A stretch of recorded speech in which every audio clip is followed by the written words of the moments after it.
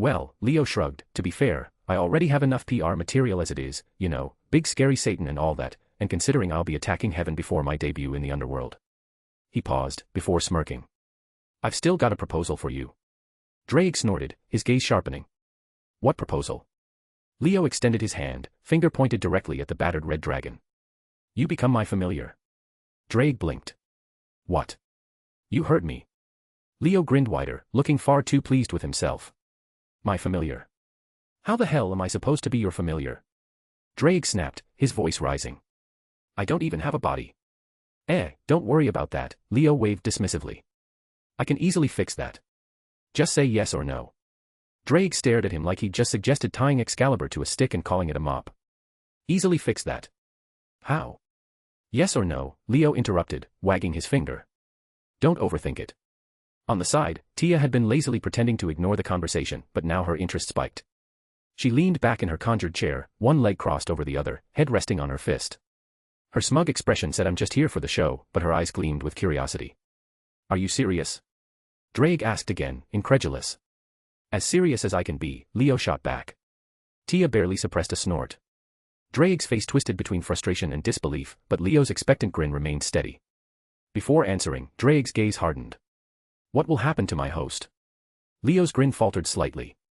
Do you actually care? He asked, his eyes narrowing. Yes. Drake's tone was firm. I haven't met them, but I'm sure someone powerful already has their eyes on them.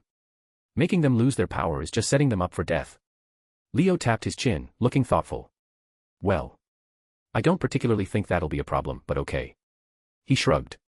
I'll give them something to work with. He didn't tell Drake that he was going to do something similar nonetheless if he asked or not. Drake relaxed slightly, but then. One more thing, Drake said, his voice low but resolute. What? Leo asked, his patience starting to wear thin. He was slightly reconsidering his choice now. You got a free white too. Leo blinked, then laughed dryly. Oh, that. He waved his hand like it was nothing. Yeah, sure. I'll free him. Just like that? Drake asked suspiciously.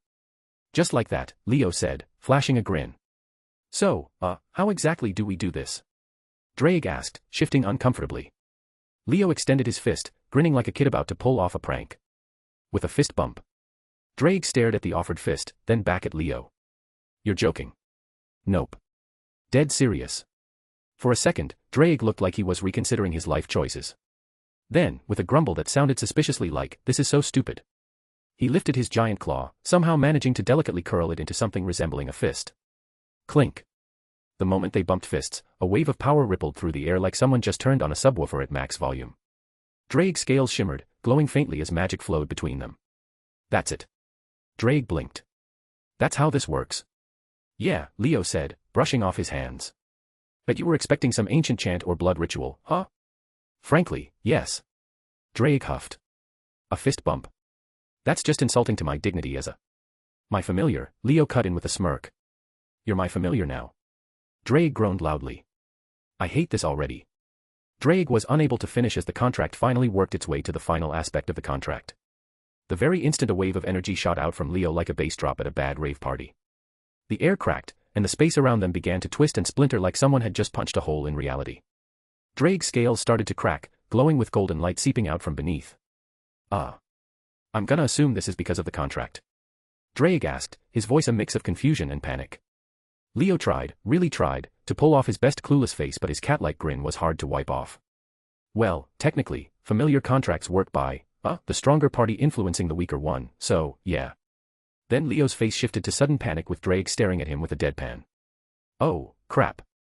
It's over, he knows. Oh crap. Drake's voice shot up an octave.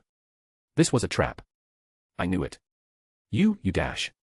Before Drake could finish his monologue, a cocoon of swirling magic engulfed him. His furious cursing turned into muffled grumbles as the barrier sealed tightly around him like a magical burrito. Be grateful, Leo muttered, massaging his temples. You'll be stronger when you're done cooking. With a sigh, he flicked his hand, shoving the cocoon into his personal world like someone chucking leftovers into the fridge. He turned back, and there was Tia, arms crossed, face set in the most judgmental stare Leo had seen since his mother caught him watching anime at 3 a.m. on a school night. You just wanted Drake as your pet, she deadpanned. Leo casually raised his hand, giving her a grin so smug it belonged on a billboard. You got me. Well, you can leave now, Leo said, waving his hand dismissively at Tia. Why? Tia asked, crossing her arms. Leo shrugged. I'm gonna head out in a few seconds too, but first I need to tweak some things about this guy. I say you kill him, Tia said, completely serious. Leo blinked. What? Just kill him, she repeated, her face calm, like she was suggesting what toppings to get on pizza. Well, no, Leo deadpanned. I don't think he deserves death. It's not like he's the sole person to blame for his situation. Please, Tia suddenly leaned in, her hands pressed together, eyes wide and pleading like a kid begging their parents for candy. No. Leo's face hardened. And that's final. Come on, Tia pushed, giving him an exaggerated pout. No. Leo said monotonously, turning away with finality. I'll tweak his personality a little, but that's it. Tia huffed dramatically, flopping down into her conjured chair like a sulking teenager. Fine. She muttered under her breath. But if he pisses me off ever in the future, I'm calling dibs on his funeral. Leo paused, pinching the bridge of his nose. Tia. I said dibs. Leo sighed deeply once Tia was gone. He turned his gaze back to the crumbling sacred gear space, the crumbling remains of the boosted gear floating like shards of glass suspended in the air. With a flick of his wrist, Leo drew out all the remnants of the previous users, a collection of distorted souls lingering like shadows clinging to the walls. Their vague outlines flickered, jittery and unstable, as if they knew something was horribly wrong. They were on edge, and understandably so. After all, Leo had just severed Drake from the boosted gear. Relax, Leo said, his tone flat yet oddly casual. I'm not here to wipe you out or anything. The remnant stared at him silently. No trust. Just fear. Well, actually, Leo corrected himself with a smirk, I am going to wipe you out, but in a creative way. He raised his hand, golden energy swirling at his fingertips. I'm going to make a new sacred gear out of you. The remnants shivered violently, one of them even let out a faint whisper, something between a plea and a curse. Yeah, you can haunt me later. Leo rolled his shoulders and began weaving the energy, pulling their fragmented souls together like string through a loom. Don't worry, he muttered to himself. I'll make something beautiful. Leo merged the remnants together, condensing them into a chaotic, writhing ball of energy.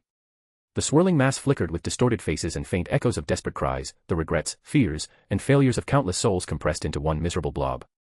With a wave of his hand, Leo modified the boosted gear's structure. Its original form twisted and reshaped itself, transforming into something new, a depression furnace. The furnace's core would feed off the negative emotions saturating that blob of consciousness, regrets, loathing, self-hatred, all the festering ugliness collected over generations. The leftover soul fragments, the soul organs, so to speak, were carefully tucked into small chambers within the furnace, serving as mana generators to keep the new gear stable. That should keep it running, Leo muttered, stepping back to admire his grim creation. Now came the next step, correcting Issei. Well, not correcting in a mind-melting, personality-scrambling way, that was too much effort. Instead, Leo opted for a gentler approach, tweaking Issei's mindset just enough to jolt him awake from his usual perverted days. He would wake up today and realize that he needs to change himself and be better. Leo also left a minor, let's call it a depression bomb in his psyche, the mental equivalent of a mega post-nut clarity that would slap him across the face once he sobered up for a week. That bomb would be the catalyst to awaken this new sacred gear, a painful yet necessary reality check. Leo paused, sensing something still unfinished. Oh yeah. He glanced at the skills, instincts, and techniques from previous boosted gear users clung to the ball of fuel like residue, abilities like flight, telepathy, and penetrate. Can't waste that. Leo smirked, snapping his fingers. The lingering energy shot into the furnace, locking in place like a puzzle piece. Still, Leo wasn't satisfied. Sure, the furnace was functional, efficient even, but he had standards. And this was not up to Los Palos standards. With a thoughtful hum, he extended his hand once more, drawing out other parts of the sacred gear not in use. Carefully, he sculpted a new chamber, a core embedded within the gear's structure. This chamber had a special purpose, it would absorb souls tainted by hatred and negativity, including those of the beings Issei killed or came across. It wasn't just a disposal unit either, Leo's handiwork ensured this chamber could break down those souls, even to an extent, digest a god. Any powerful soul caught in its web would gradually have its abilities imprinted onto the wielder. Now we're talking, Leo muttered with satisfaction. So, for the gear's manifestation, Leo crafted something more intimidating, an armor forged in rage and defiance. It resembled the twisted, jagged design of Lancelot's berserker armor. To complement that power, the gear would also adapt to Issei's mind, manifesting whatever melee weapon Issei considered the most ideal in a given situation. Of course, power like this didn't come without a price, it weakened his armor based on how powerful the melee weapon he projects is. As a fun byproduct, Issei's aura was now poisonous. Despite his teasing earlier, Leo knew Issei wasn't a bad guy. The dude literally saved the world, multiple times, no less, and he was a genuinely kind guy. The problem was, well, one glaring trait tended to drown out all his better qualities. Leo sighed, rubbing the back of his neck. Hopefully, he muttered, this'll help him pull his head out of his ass. Leo appeared outside Issei's house with a faint shimmer, the air around him rippling before settling down. Tia was long gone. No problem. He closed his eyes, focusing for a moment. Instantly, he found her, still sitting at the same park bench from earlier. Lazy dragon, Leo thought with a smirk. Before heading off, he glanced back at Issei's room. Something felt unfinished. Clicking his tongue, Leo raised his hand. All right, fine, he muttered. With a flick of his fingers, he boosted Issei's ability to gain muscle and magic when he trained. Nothing crazy, just what everyone had as an aptitude which Issei lacked. Since Issei's body was abysmally talented. Even with all the upgrades, Issei could never match Leo's level. Well, that's a bit harsh comparison. But this would make sure the guy could survive if he awakened his sacred gear. Feeling satisfied, Leo turned to leave. Then, an idea hit him. A wicked, absolutely evil idea. His grin widened, a dark chuckle escaping his lips. Oh, this is genius. Leo raised his hand again, his fingers glowing faintly as he reached back into Issei's soul. New day, new size, he. The spell settled in, sneaky and impossible to notice. The effect, well, let's just say little Issei was now variable. Leo wiped a proud tear from his eye. I've really outdone myself, he muttered with a smug grin before vanishing into the night. Leo strolled up to Tia, who was quietly watching the sunrise. Her eyes soft as the golden hues painted the sky.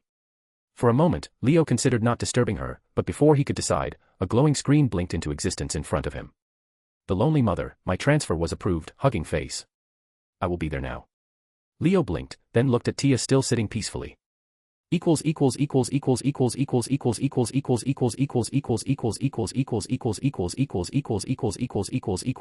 Equals. Can we reach 1K Power Stone by Sunday? VTTV, Pwewi. This might become my worst performing chapter as people truly irrationally hate Issei for no reason. Power Stones and reviews please. Chapter 34, Borrowed Time. I'm having trouble choosing a member of the chat group. Professor Paradox. Albedo. Azimuth. The other 3 members are selected. Also a fun fact, I've kept things to a layout in these selections, like there ought to be the same number of boys and girls, hero and villains and stuff, but this selection might change that. Leo walked up behind Tia, who was quietly watching the sunrise, seemingly lost in her own thoughts. He flicked her on the back of her head. Ow. Tia flinched, snapping her head toward him, scowling as she rubbed the spot. What the hell was that for? Just thought you should know. Leo smirked, Tiamat's on her way. Tia barely had time to process his words before the sky above them flashed bright blue. Leo glanced up, but that one glimpse was enough.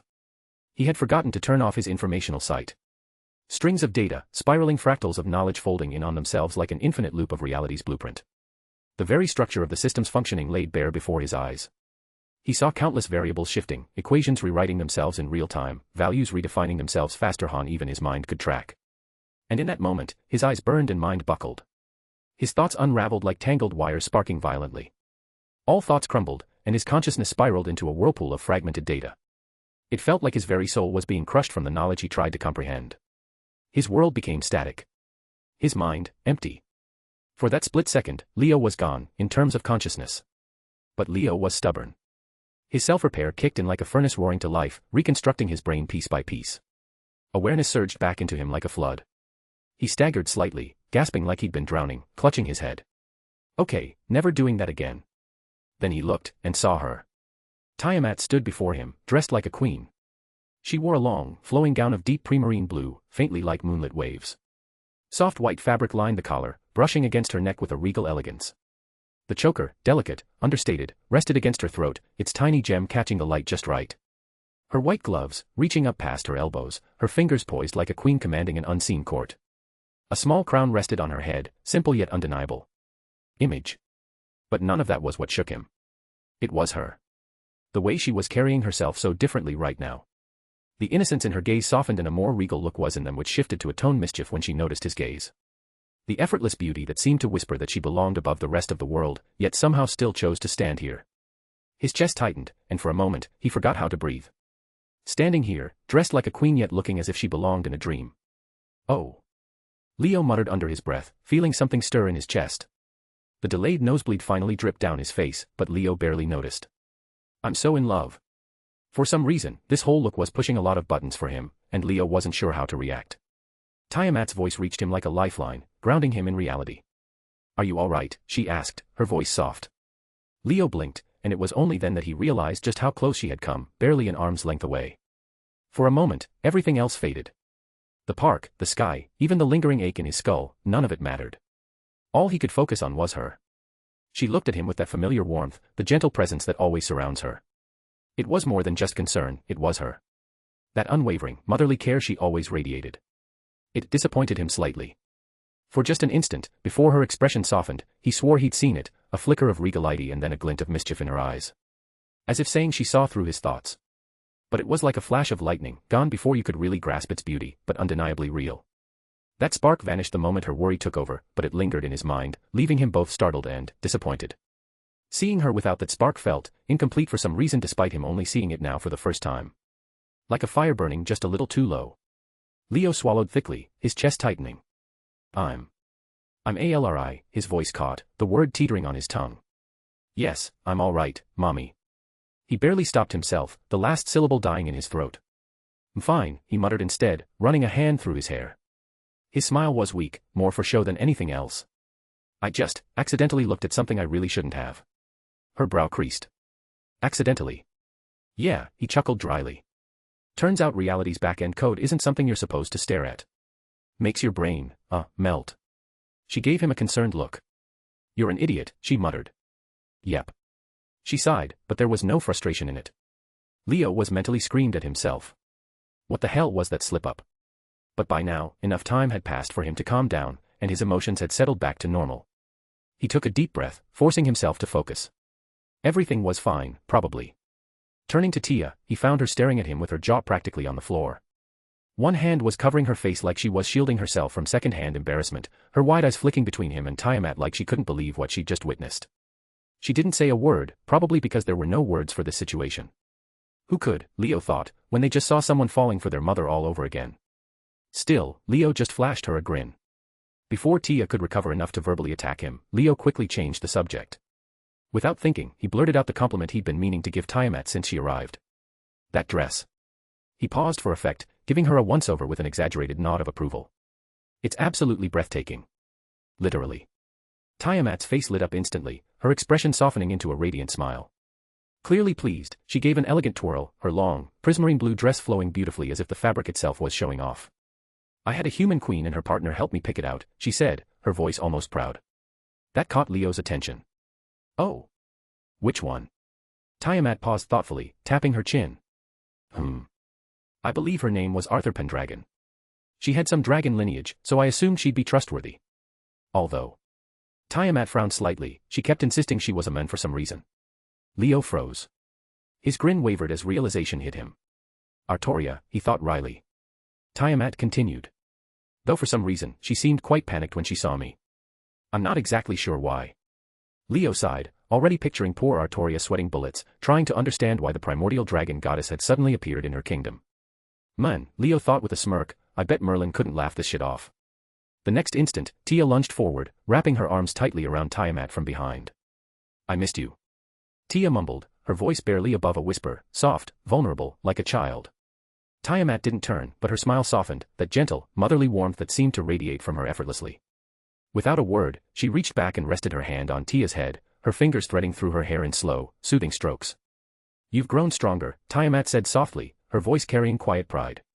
Tia tightened her grip, her face buried against Tiamat's back. "I know," Tiamat replied, still stroking her hair. "You've done well." Leo, standing off to the side, watched the scene unfold. He sighed, shaking his head as Tia shot him a glance, her expression smug yet fragile, like a kitten proudly presenting itself as the favorite. This poor soul, burning in needless jealousy. But that peace was short-lived. With a violent crack, the space beside Tiamat split open, the jagged tear in reality swirling with chaotic energy. Out from the breach stumbled a boy, no, a barely conscious mess of a person, his blood-curdling scream piercing the air. Leo's eyes widened. Leonardo. The boy staggered forward, blood pouring from his eyes and nose. His chest, or what was left of it, was ripped open, flesh torn and ribs visible. But the most horrifying part was what spilled out of him. The Annihilation Maker. The sacred gear surged from his broken body like a stream of thick liquid, no longer restrained by its host.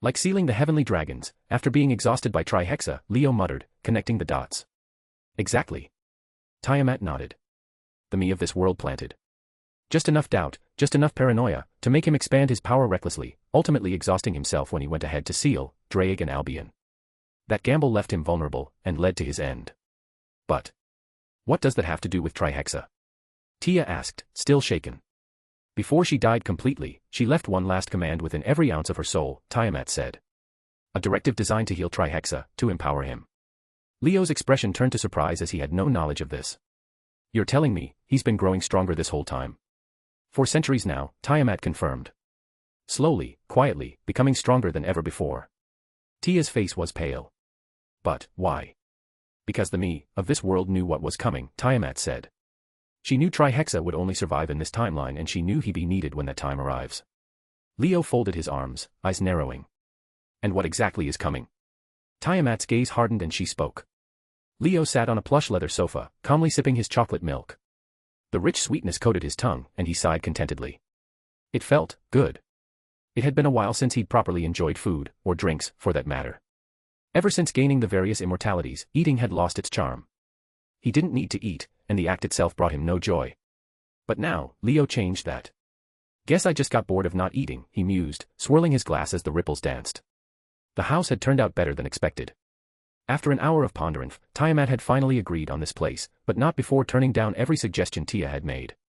Tia had proposed they live in the familiar forest or even their old home, but Tiamat had refused both. Instead, she'd said, in her own words, I don't want to live too far from Leo.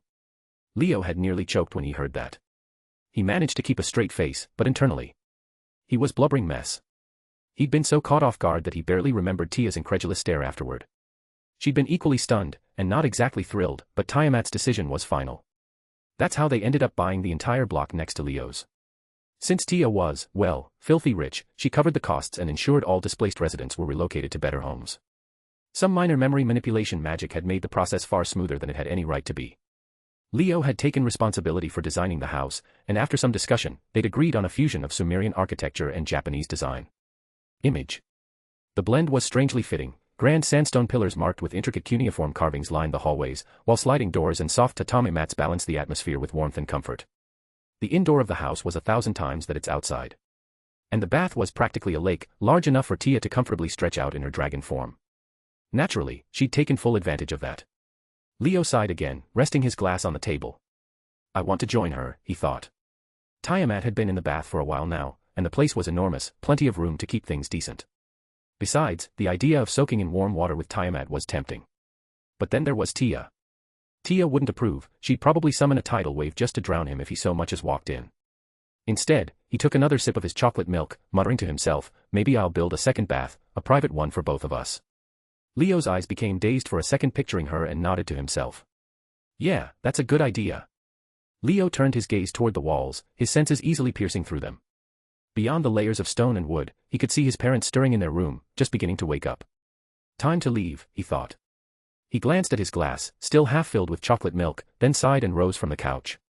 But just as he stood, soft footsteps. He felt her presence before he saw her. Tiamat was walking toward him. Before he turned around, her arms wrapped around him from behind, warm, bare skin pressing against his back. Leo froze, his body going stiff as soon as he felt her arms wrap around him from behind. The warmth of her skin pressed firmly against his back, her heartbeat a steady rhythm against him. His head, well, it was practically buried between her breasts, and for a brief moment, his mind just shut down. Oh wow. He could feel her, all of her, pressed firmly against him. The heat from her damp skin, the faint scent of fresh spring water lingering from her bath, it was impossible to ignore, she was naked after all. Leo could picture her in his head, very clearly. I was waiting for you to join. Tiamat's voice was soft, almost teasing, yet there was a gentle warmth in it. Leo swallowed hard. I don't think your daughter would like that very much, he muttered, trying to focus on anything but what was happening right now. True. Tiamat hummed quietly, but her arms locked tightly around him. She bent down to rest her chin lightly on his shoulder, her fingers intertwining in front of his chest as she inhaled deeply. Leo felt her breath tickle his neck as Tiamat breathed in deeply, savoring his scent like she was etching it into her memory. Her arms tightened ever so slightly, her warmth radiating through him. His hand moved on instinct, rising to her head, fingers tangling softly in her damp hair. Then she leaned in, her lips brushing dangerously close to his, not quite meeting his mouth, but landing just near the corner in a teasing, deliberate kiss. Tiamat pulled back slowly, her gaze meeting his. Those vibrant eyes, so full of warmth and love, locked onto him. For a moment, Leo simply stared back, his mind a blur of thoughts. Then his body moved. His hand tightened in her hair, pulling her just enough that their lips crashed together. The kiss wasn't soft like before, it was heated, desperate even, like trying to hold back a storm. Her lips were warm, soft and equally hungry as they returned his kiss with equal intensity. The kiss broke, and Leo pulled back just enough to look her in the eyes. He quickly broke the hand lock she had around him and quickly turned around to look at her. His hands cupped her face, thumbs tracing the soft curve of her cheeks. "You're really cruel for this," he muttered, his voice low and strained. "You know I have to leave, but every single thing in my body wants this to continue." Tiamat's lips curved into a soft, almost teasing smile. She leaned in closer, her breath brushing against his lips as she whispered. "Then please, continue." That was all it took. Leo attacked her again. His fingers threaded deeper into her hair, holding her close. Her arms wrapped around him, drawing him in as their bodies pressed together. The kiss was slower this time, each moment stretching longer than the last in their perspective. Tiamat melted into him, her fingers tracing across his back. Tiamat's fingers curled around the hem of his shirt, tugging lightly, a clear, silent invitation for him to take it off. Her half-lidded gaze, warm and inviting, told him everything he needed to know. Leo moved, but before he could remove it and store it in his space. "Ah. Go get a room." Both of them froze.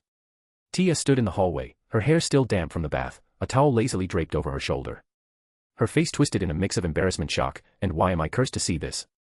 Leo sighed deeply, running a hand down his face. "Of course," he muttered under his breath. Tiamat, however, seemed less bothered. She blinked at Tia's outburst, then shrugged. "All right," she said simply, looking at Leo like this was still on the table. Leo, on the other hand, wasn't having it. As tempting as it was, and oh, was it tempting, he knew better. He reached out, brushing a strand of wet hair from Tiamat's face. "No, not like this," he said softly. "Soon, very soon. I'll make it special for us." Tiamat tilted her head, curiosity flashing in her eyes. But when she saw the sincerity in his gaze, her expression softened. "All right," she said. Leo sat at the dining table, the warm aroma of freshly cooked breakfast filling the room. His mother, humming softly, placed a steaming plate of eggs and toast in front of him. His father gave a casual grunt of acknowledgement when he sat down. Leo smiled faintly, feeling a pang of guilt. They were both under the memory spell Tiamat had placed on her house. But he knew it was necessary. When breakfast was done, Leo grabbed his bag and headed for the door.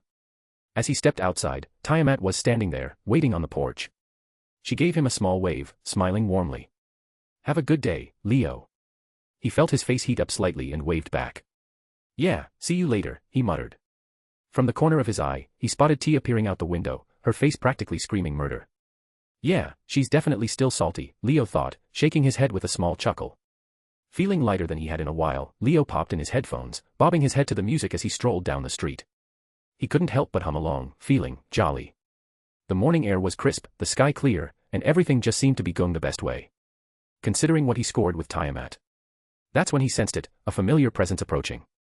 Turning his head slightly, he spotted Kaneko walking a few steps behind him. "Hi," she greeted quietly, her voice as small as ever. "Hey," Leo replied, blinking in surprise. Kaneko wasn't the type to walk with anyone unless she had a reason. Even more surprising, she was usually one of the earliest to reach school. "You're kinda late today," Leo said, in a casual tone. Kaneko shrugged, her expression neutral. "Felt like taking my time. Was she waiting for me?" he thought. Then, another thought hit him, a more complicated one. Was this even fair? Tiamat didn't know about Kaneko's connection to him. And Kaneko had no clue about what he felt for Tiamat. Was it right to keep this from either of them? While longing for both. The next instant Leo discarded it, he was the embodiment of human sin now, of course he had immense greed, he wouldn't settle for anyone, he'll have both. He just needed time for convincing them without hurting their feelings. For now, he'd keep his wall up between the beloved cat, at least until he figured out how to explain things properly. "You okay?" Kaneko asked, glancing up at him being quiet. Leo nodded and said. "Yeah, just thinking." Leo's thoughts were still tangled when he felt something, soft and hesitant, wrap around his hand. He blinked, glancing down. Kaneko was holding his hand. Her fingers were comically small, as they awkwardly grasped his much bigger hand. She didn't say anything, her face blank as usual, but her grip was just tight enough to make it clear she wasn't letting go anytime soon. "Oh, come on." Leo's mind immediately went into overdrive. The world definitely has something against me trying to stay hidden. Because this?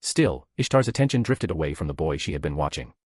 With a casual flick of her will, she parted with another insignificant chunk of her divine energy, weaving it into a smokescreen to obscure her gaze. Interesting. Ishtar murmured, a small smile forming on her lips. Yasa. Ishtar cheered in her mind, her excitement bubbling up. I've decided. I want to observe this being from a much closer proximity. Oh. Iresha's voice chimed in, her tone curious yet cautious. How exactly? I'm going to manifest on Earth. Ishtar declared proudly. Iresha's voice faltered. Manifest. Don't you mean you're going to visit the human realm? Nope, Ishtar mentally grinned. You'll stay here, and I will manifest myself in a human vessel. No fair. Iresh whined, her voice laced with irritation. You want to leave me out of the fun? And how are you even going to manage that? There are barely any believers of yours left. Ishtar's smirk widened. Oh, Iresh. I'm more than just the goddess of love for Mesopotamia. As long as someone believes strongly enough, believes in love, I can always manifest through them. Her confidence radiated through their shared mind and Iresh couldn't come up with a comeback.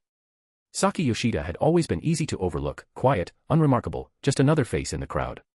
She wasn't ugly, nor was she beautiful. She didn't stand out in her studies, and no one ever really asked about her life. For a long time, that suited her just fine. Being invisible meant no one could hurt her, or so she believed. But there's a strange cruelty in loneliness. When you've been alone for too long, you start convincing yourself that any attention is better than none at all. The first time she let someone use her, it had felt like a fair trade. It was a boy from her class, one of those guys who floated on charm, never serious about anything. He had smiled at her once, asked if she wanted to hang out after school. Saki knew better than to believe he really cared, but she went anyway. She wasn't stupid, she knew what he wanted. And when it was over, when he wiped his mouth on his sleeve and muttered some excuse about having to be somewhere else, she told herself it was okay. At least for a little while, someone wanted me. That lie kept her going for months. It happened again. And again. Different faces, different names, but it always ended the same way, a goodbye, a half-hearted smile, and silence afterward. Yet she kept going back, not because she enjoyed it, but because it was the closest she had ever come to feeling needed. Even if that affection was hollow, even if it left her feeling empty and ashamed afterward, for a few brief moments, it felt real. But the emptiness grew deeper. She stopped looking in the mirror because she hated what stared back, a girl who let herself be stepped on just to feel something. She tried reaching out to her so-called friends, but they had drifted too far. No one had time for her, not unless they wanted something. The worst part was how easily people forgot her. She had given away pieces of herself, hoping someone might want to hold on, but no one ever did. She remembered once overhearing a boy laughing with his friends. Saki. Yeah, she's easy, just smile a little, and she'll say yes. That night, she went to her empty home and cried so hard her chest ached. The kind of crying that leaves you empty, too exhausted to even feel sad. From that point on, she stopped trying. Stopped hoping. Stopped believing that love, real love, was something she could ever have. By the time she stood at the edge of the railway platform, her heart was already a hollow shell. She wasn't angry. She wasn't sad. She just felt done. Done with being used. Done with pretending she was okay. Done with waking up every morning wondering what she was even holding on for. As the faint tremor of the approaching train reached her feet, she felt nothing but cold acceptance. At least this will be quick. Her eyes shifted to the screen one last time. The time read 8:32 p.m. The freight train was due any moment now. This is it, she told herself. I'm done. Her phone slipped from her fingers, clattering to the ground. She didn't bother picking it up. There was no one left to call, no one left to hear her voice. The faint tremor in the tracks reached her feet, the vibrations growing stronger as the train's headlights became visible. Saki's breath hitched. Not from fear, she felt too hollow for that, but from the strange relief washing over her. It's almost over. She stepped forward. The wind howled past her ears as she leapt, the cold air biting her skin. The world blurred, a rush of sound and motion, yet strangely, everything felt slow. In that frozen moment, a voice called out, soft yet piercing, gentle yet undeniable. Do you really want this? Her heart skipped a beat. Her mind, numb for so long, stirred in confusion. Is this truly how you want your story to end? Saki's pulse raced. She squeezed her eyes shut. Of course I do, doesn't matter anymore, doesn't matter. But then the voice spoke again, softer this time. You still dream of love, don't you? That struck something deep inside her, something fragile, something she thought she had buried. A memory surfaced, a younger version of herself, sitting by her window, writing letters to a future someone. Letters filled with silly daydreams about romance, friends, and family. She remembered burning them not long ago. Those dreams are gone. She whispered to herself. But what if they aren't, the voice pressed.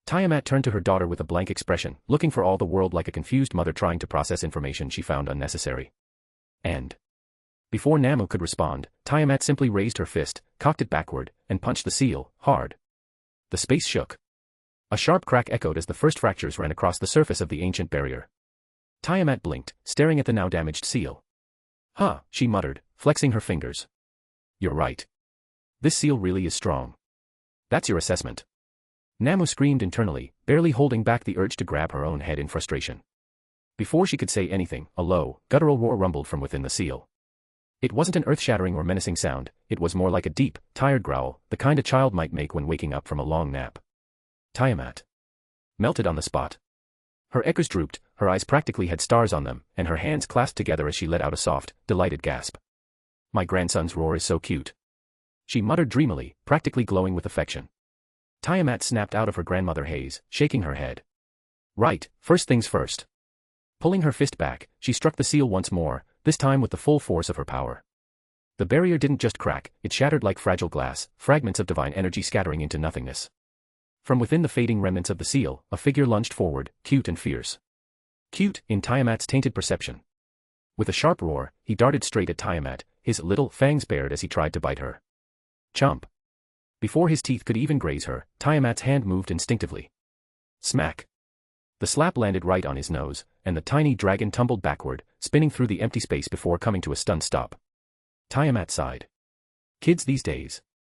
Placing a hand on her hip before turning to Namu. He's your offspring, she said flatly. Get him to calm down. Namu flinched as she watched him shake off the tumble. His horns glowed faintly, and his eyes burned with untamed power. Even as young as he was already brushing against the peak of existence. Almost as strong as Great Red. That was ridiculous. Excluding the truly nonsensical ability some gods had, because, seriously, who thought it was a good idea to manifest something like the destruction of the universe as an actual being, her son was terrifying. At least he didn't have conceptual abilities, yet. She hoped. Maybe, just maybe, she could handle this with her measly chaos magic. Before she could form a plan, something smacked the top of her head. Thwack. Namu winced, rubbing the sore spot as she turned to glare at her mother. Tiamat crossed her arms, looking unimpressed. Stupid girl. He's your son, not an enemy. She gestured at the still growling little dragon. Calm him down with love, she said, as if that was the easiest thing in the world. Namu hesitated, staring up at the massive form of her son. He was furious, confused, lashing out at everything around him. One of his energy beams shot out wildly, tearing through a distant planet, reducing it to nothing but floating dust. Another struck a star, and within moments, it exploded, its light swallowed by the endless darkness of space. He was huge. Larger than anything she had seen except for maybe Great Red. When she had given birth to him, he had been the size of a small country like Japan. Now, if he landed on Earth, he could bite through entire continents with ease. And Tiamat had called his attempt to bite her cute. Namu swallowed, trying to calm the rising panic inside her. She knew this wasn't mindless attack, this was centuries of rage, of loneliness, of fear. He had been sealed away in complete isolation, abandoned before he ever got to see the world. He had no idea what was happening, no way to understand who or what was in front of him. And it was her fault.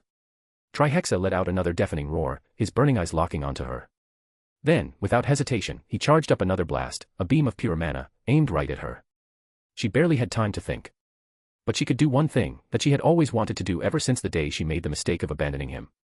Namu shot forward, straight toward the incoming blast, her heart pounding. And just before it could hit her, just before it could wipe her out completely, she reached him. She pressed her lips to his forehead, her hands caressing his head. I'm sorry. He froze. I'm so sorry, Namu whispered, her voice trembling as she clung to him. I was a terrible mother. Namu's breath stopped. Her body trembled, but it wasn't out of fear. It was the crushing weight of realization, the unbearable truth she had spent decades ignoring. Her lips quivered as she spoke. I was so obsessed with my own hatred, so lost in my vengeance that I never thought about what it meant for you. A tear slipped from her eye, trailing down her cheek as her fingers dug into his rough skin. I threw myself into anger, and in doing so, I pushed you into misery before you even had the chance to live. Her voice cracked, her vision blurred, but she didn't stop. She couldn't. It was years of bottled regret flooding in a single moment. I never saw you as my child, I saw your power, your potential, and I let myself believe that was all you were. I thought of what you could be before I ever thought of what you needed. Her hands tightened, her nails pressing into his scales as more tears fell freely. And because of that, I let you suffer. I let you rot in the dark, alone, confused.